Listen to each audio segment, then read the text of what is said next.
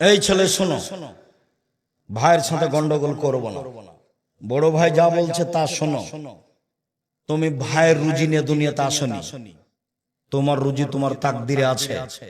তুমি তোমার মাকে বলতে শিখো, চিন্তা করবেন না আম্মা, বোন আমার কাছে খাবে, ভাইগনারা আমার কাছে খাবে, বোনের স্বামীরা আমার কাছে খাবে, আমার আব্বার যত আত্মীয় স্বজন আছে আমার কাছে খাবে, আপনার আমার মায়ের যত আত্মীয় স্বজন আছে সব আমার কাছে খাবে। শোনো, মন বড় করো, রুজি উপরে আছে। তুমি তোমার বউ দুইজন মিলে রুজি উপার্জন করছিলে, একটা ছেলে হলো 3 জন করছো, আর একটা মেয়ে হলো 4 জন করছো, আরো ছেলে মেয়ে হলো অনেক করছো। তাহলে তোমার হাত দিয়ে আল্লাহ দেখো কত রুজি দিচ্ছে। তোমার বোন আসলে সেটাও হবে, তোমার ভাগ্নের আসলে সেটাও হবে। উপর থেকে একটা আল্লাহর দয়া থাকবে। তোমার ভালো আচরণের কারণে তোমার অর্থ সম্পদ বাড়তে থাকবে। কোনোদিন পিছিয়ে হটিও না। সম্মানিত দ্বীনি ভাই বোন, রাসূল সাল্লাল্লাহু আলাইহি সাল্লাম বলেন, আয়েশা রাদিয়াল্লাহু তাআলার বিবরণ, ইন্নামাল মুমিনু ইয়াজুদু বিহুসনি খুলুকিহি দারাজাতা সাইমুল কায়েম। ভালো আচরণ দিয়ে মানুষ দুইটা নেকি অর্জন করে। এক, নিয়মিত তাহাজ্জুদ পড়লে যত নেকি হয়। 2, নিয়মিত নফল রোজা থাকলে যত নেকি হয়। দুটার সমন্বয়ে যত নেকি হয়, ভালো চাল চলনে তত নেকি হয়। মনে থাকবে না মনে হয়? এক, নফল রোজা, বৃহস্পতিবার সোমবার। আজকে রোজা ছিলেন? ইন্না লিল্লাহি ওয়া ইন্না ইলাইহি। মুখ বন্ধ হয়ে গেল কেন? তাফসীর মাহফিল শুনে শুনে অন্তর মরে গেছে নাকি? নির্বাচন করে মিছিল করে অন্তর মরে গেছে কি? ভাইজান মুরব্বী, আপনি সিয়াম ছিলেন আজকে? ইন্না লিল্লাহি ওয়া ইন্না ইলাইহি রাজিউন। কেন? আজ তো সোমবার, বৃহস্পতিবার সোমবার সিয়াম থাকতে হবে।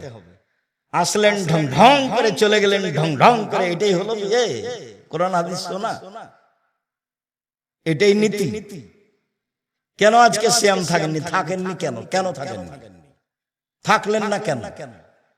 বৃহস্পতিবারে সিয়াম থাকেননি কেন? আল্লাহ নবী তো বলছেন, বৃহস্পতিবার সোমবার মানুষের পাপ নেকি পেশ করা হয়।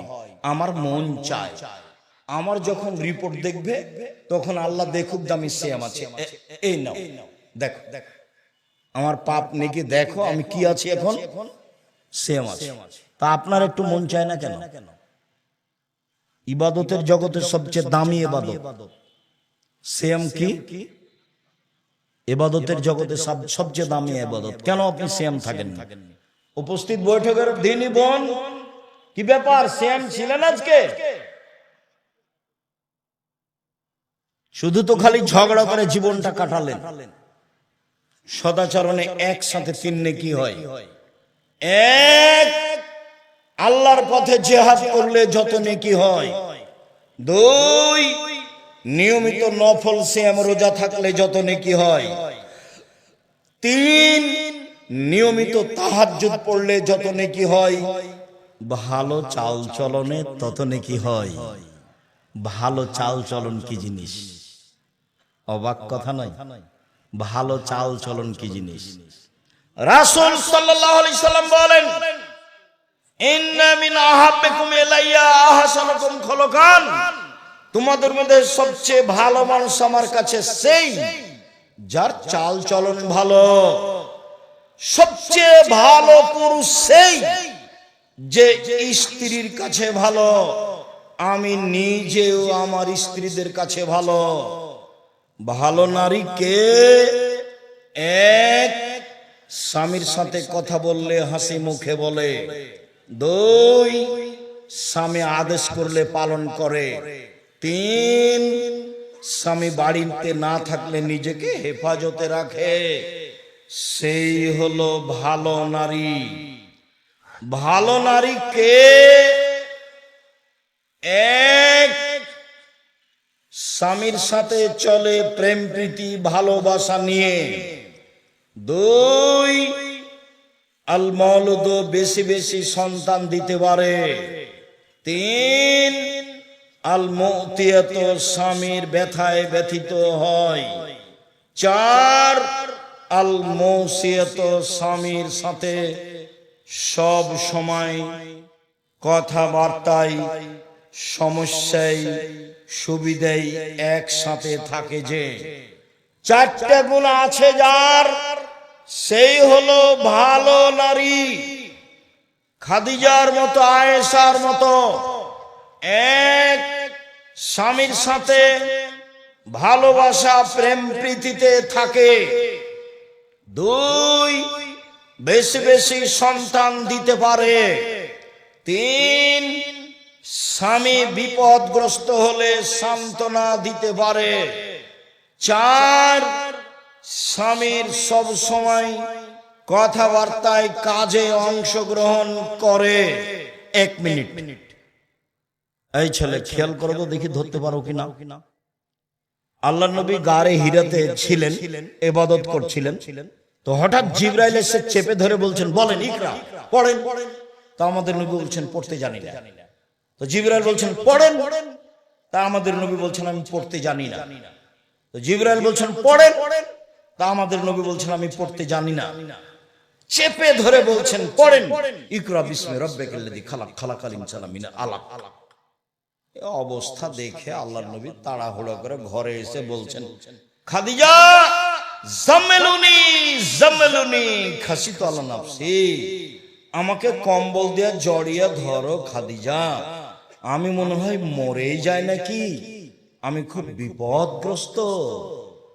তখন উত্তরে কি বলছেন দেখেন, আর আপনার বউ কি বলবে সেটা আপনাকে দেখাবো। এক, কাল্লা, কখনো নয়, অসম্ভব, হতে পারে না, আপনার বিপদ আসতে পারে না। কাল্লা, কখনো নয়, অসম্ভব, হতে পারে না, আপনার বিপদ আসতে পারে না। আল্লাহে, আল্লাহর কসম, আল্লাহে, আল্লাহর কসম, আল্লাহে, আল্লাহর কসম, আল্লাহ, আল্লাহ আপনাকে অপমান করবেন না। কেন?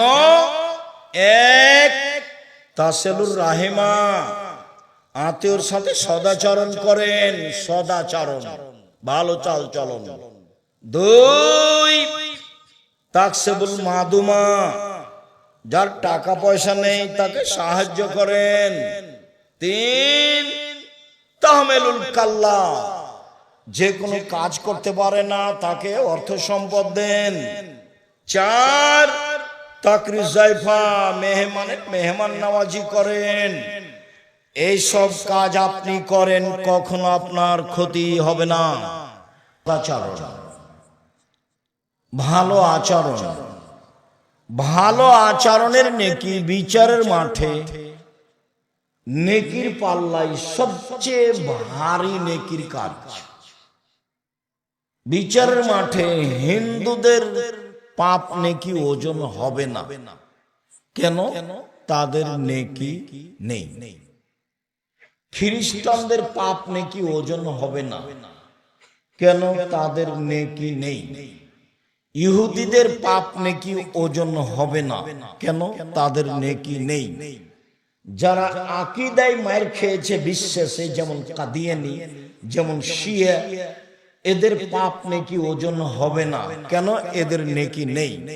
এই ধরনের যত মানুষ নিজেকে ভালো মনে করেছে কিন্তু আকীদা নষ্ট হয়ে গেছে, তাদের পাপ নেকি ওজন হবে না। আমি তাদের পাপ নেকি ওজন করব না।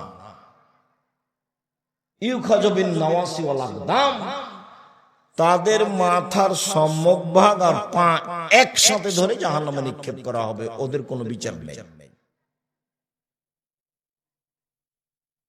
ওদের কোনো হিসাব নিকাশ নেই। সম্মানিত দিনী ভাই বোন,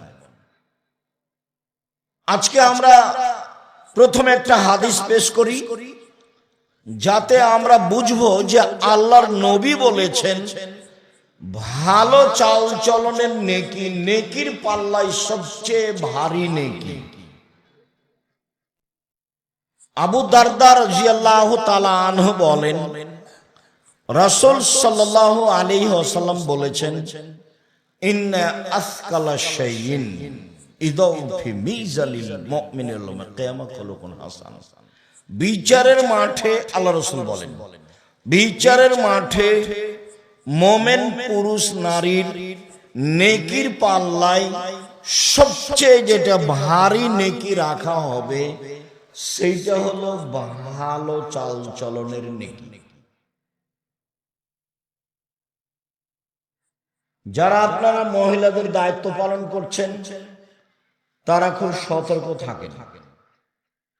আপনি মহিলা মানুষ, দয়া করে আপোষে গল্প করবেন না। আপনার কাঁধের উপর দিয়ে যদি কেউ চড়ে চলে যায় মুখ খুলবেন না। হ্যাঁ করে এসেছেন গল্প করতে করতে আবার হ্যাঁ করে চলে যায় না, এগুলো হলো ঘৃণিত স্বভাব। আপনার স্বামী একজন কাপুরুষ, তার এটা প্রমাণ। তোমার বাপ একটা অযোগ্য বাপ, এটা তার প্রমাণ। নইলে তুমি মহিলা মানুষ সেখানে এসে হি হি করে হাসো গল্প করো কেন? তোমার লালন পালনের ত্রুটি আছে। সম্মানিত দিনী ভাই বোন, আমার সাথে কথায় সাড়া না দিয়ে আপনি এক খেলে আমার দিকে চেয়ে থাকবেন, আমি আপনার কিছু না কিছু উপকার করব ইনশাআল্লাহ। বিচারের মাঠে সবচেয়ে ভারী নেকির ইবাদত হলো ভালো চাল চলন। আল্লাহ তাআলা বলেন, ইদফা বিল্লাতি হি আহসান। মুহাম্মদ সাল্লাল্লাহু আলাইহি সাল্লাম সমাজে কথা বলার সময় প্রতিপক্ষ যা বলে আপনি তার চেয়ে সুন্দর বলুন। মুহাম্মদ সাল্লাল্লাহু আলাইহি সাল্লাম মানুষের সাথে কথা বলার সময় মানুষে যা বলে আপনি তার চেয়ে ভালোটা বলুন। সমান সমান বলে যে সে ভালো নয়, যে বলতে পারে আচ্ছা ভাইজান আপনি গালি দিলেন, আমি আর কি বলবো, আপনাকে আমি কিছু বলতে চাচ্ছি না, আমি গেলাম, এইটা হলো ভালো। আল্লাহ আমাদের নবীকে এটা আদেশ করলেন। আমিও জীবনে খুব চেষ্টা চালাচ্ছি, একটা হলো মানুষের প্রতিশোধ নিব না জীবনে, যে যা পারবে করুক বলুক। আর একটা মানুষের পিছনে পড়ব না, বদনাম গীবত করতে রাজি না। সে আমাকে ধুয়ে ছেড়ে দিল, আপনি যা বলেন আমি তার উত্তর দিতে রাজি না। আল্লাহ তাআলা বলেন, ওয়াজাদিলহুম বিল্লাতি হি আহসান। মুহাম্মদ সাল্লাল্লাহু আলাইহি সাল্লাম মুখামুখি কথা বলার সময়, সমাজে বাক বিতণ্ড তর্কের সময় প্রতিপক্ষ যা বলে আপনি তার চেয়ে উত্তম ভালো বলুন। মুখামুখি কথা বললেও আপনার কথা যেন তার চেয়ে বেশি না হয়।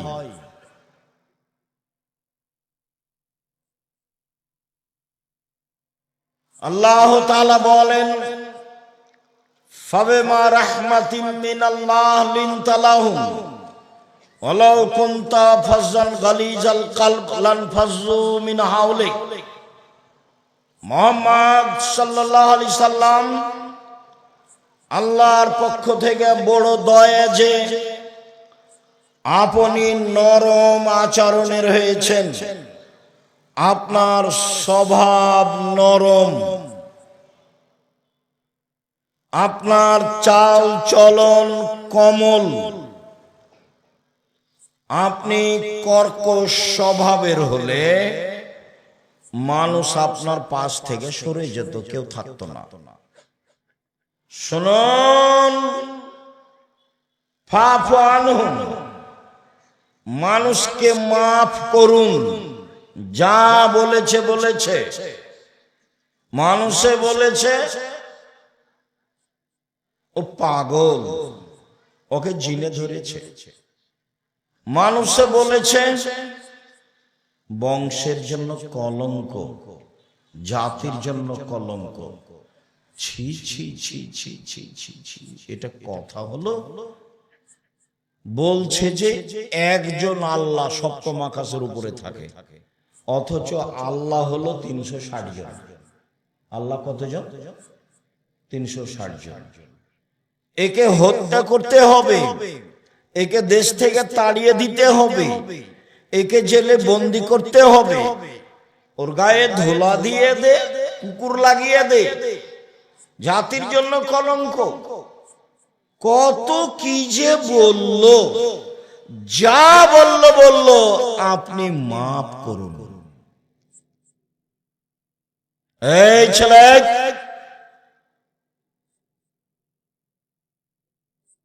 ধৈর্যের পরিচয় দিবেন। নির্বাচনের ভোট চাইতে আসিনি আমি। আব্দুর রাজ্জাক বিন ইউসুফ নির্বাচন করি না।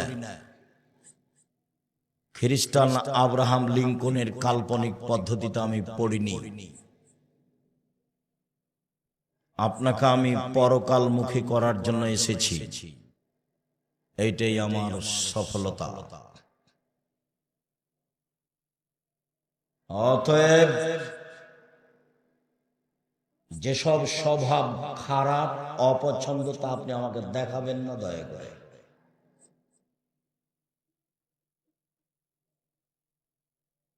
মহান আল্লাহ বলেন, আস্তাগফির লাহুম, জনগণ আপনাকে গালি দিয়ে যে পাপ করেছে, সেই পাপের জন্য আপনি আল্লাহকে বলেন, আল্লাহ ওরা না বুঝে যে আমাকে গালি দিয়েছে, ওদের গুনাহ হয়েছে, তুমি ওকে মাফ করো।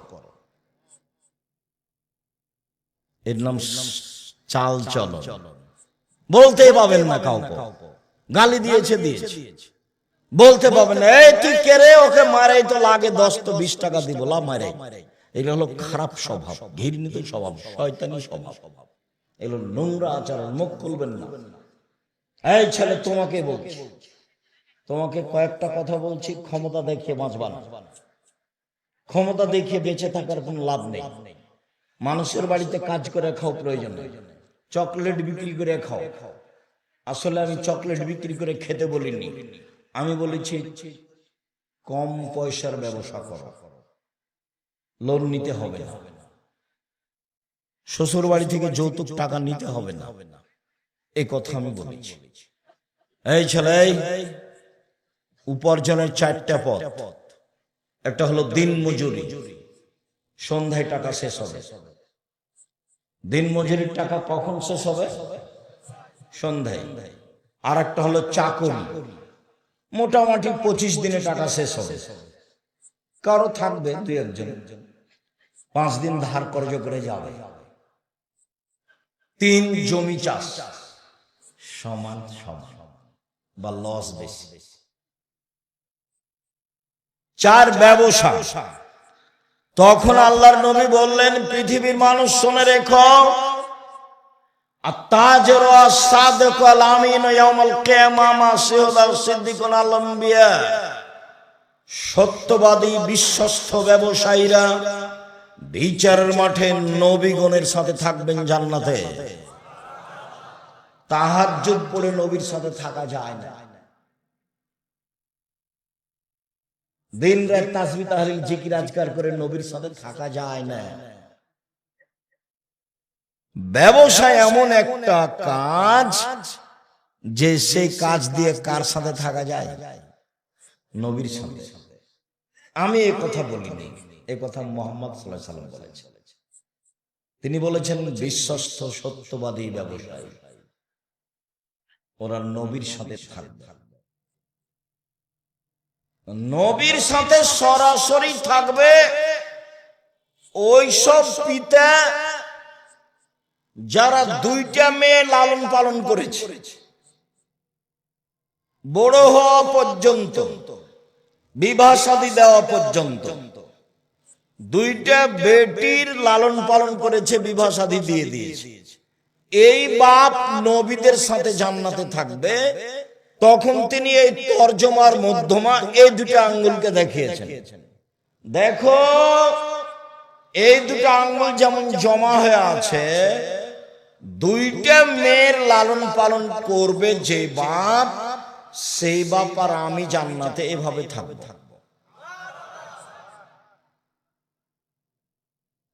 আপনারও তো দুইটা তিনটা মেয়ে ওই যে বাজারে বসে আছে, বলেন কি হবে? জবাব আমাকে দিতে হবে না, জবাব আপনাকে দিতে হবে, জবাব দিতে হবেই। প্রস্তুতি নেন। আপনি বুঝতেই পারেননি যে ছেলে মেয়েকে লালন পালন করতে হয় কিভাবে।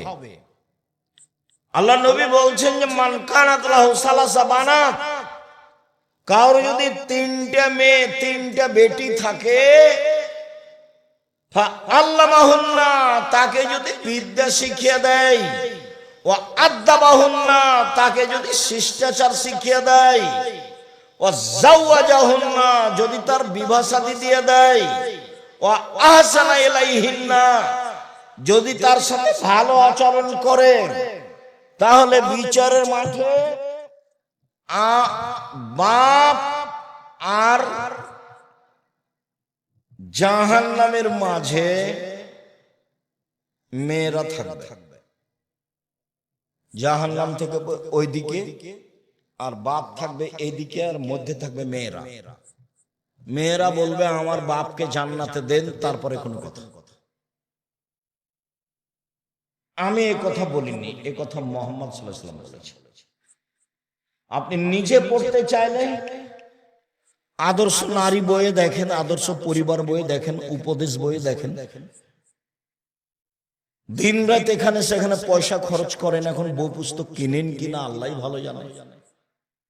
তবে মনে রাখবেন, জাতিকে কোনোদিন ফাঁকি দিনি, মুখে কলমে মিডিয়ায় জাতির সাথে আছি। জাতিকে কোনোদিন ভুল পথের দাওয়াত দিনি, কোন স্বার্থ নিয়ে দাওয়াত দিতে আসেনি। 90 সাল থেকে মাঠে আছি, নিজ প্রয়োজন জাতির সামনে কোনোদিন পেশ করিনি। পয়সার বিনিময়ে জাতির সামনে কোনোদিন দাঁড়াইনি, জাতির কাছে কোনোদিন মাথা নত করিনি। মানুষের পয়সা নিয়ে আমাকে বাঁচতে হবে এই হিসাব আমি কোনোদিন করিনি। সম্মানিত দিনী ভাই বোন, মুখে বলেছি জাতির জন্য, কলমে লিখেছি জাতির জন্য, মিডিয়ায় এসেছি জাতির জন্য, জামিয়া সালাফিয়া গড়ছি জাতির জন্য, টেকনাফ থেকে তেঁতুলিয়া পর্যন্ত মক্তব গড়েছি, গড়ব ইনশাআল্লাহ জাতির জন্য। আল ইতিসাম টিভি অনলাইন জাতির জন্য, আল ইতিসাম পত্রিকা জাতির জন্য।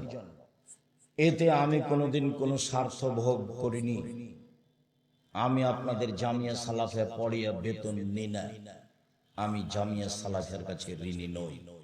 আমার মনে বড় সাধ, এই দেশের মাটিতে আমি উন্নত মানের প্রতিষ্ঠান গড়বই গড়ব ইনশাআল্লাহ। যেখানে ছেলে মেয়ে বাংলা ইংরেজি আরবি উন্নত মানের শিক্ষা অর্জন করে জাতির অন্যায়ের বিরুদ্ধে লড়বে, মুখে কলমে মিডিয়ায় লড়বে।